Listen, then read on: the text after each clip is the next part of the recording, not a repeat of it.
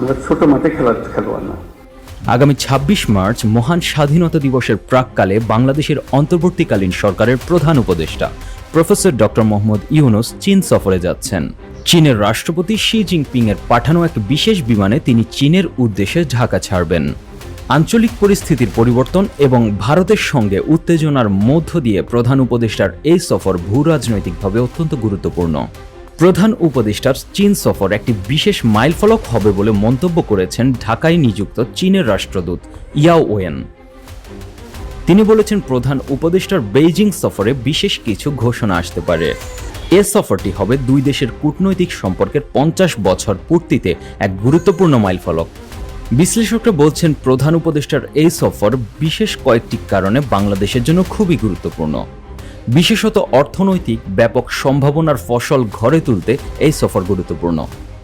প্রথমত, ডোনাল্ড ট্রাম্পের শুল্ক যুদ্ধের ফলে চীনা প্রতিষ্ঠানগুলো সরাসরি চীনে উৎপাদিত পণ্য যুক্তরাষ্ট্র রপ্তানিতে মোটা শুল্ক গুনতে হচ্ছে।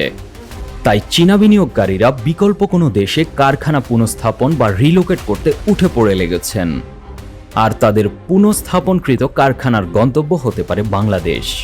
ডক্টর মোহাম্মদ ইউনূসের চীন সফরের পরই ঢাকায় হতে যাচ্ছে বাংলাদেশ বিনিয়োগ সম্মেলন।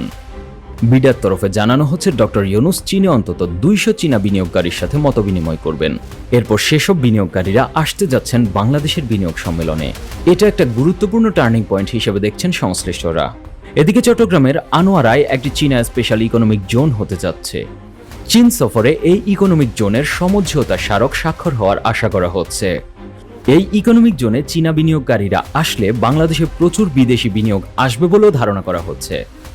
বাংলাদেশ বিনিয়োগ উন্নয়ন কর্তৃপক্ষের চেয়ারম্যান জানাচ্ছেন, বাংলাদেশে এখন সবচেয়ে বেশি বিদেশি বিনিয়োগ আসার সুযোগ আছে চীন থেকে। তারা বাংলাদেশে বিনিয়োগ করার জন্য অপেক্ষা করছেন। আমরা বাংলাদেশে ম্যানুফ্যাকচার করে আবার আমেরিকা বা বিভিন্ন দেশে এক্সপোর্ট করে দিব। সো চাইনিজ ম্যানুফ্যাকচারার এখানে ম্যানুফ্যাকচারিং প্ল্যান করবে, সেটা নিয়ে আমরা কাজ করব।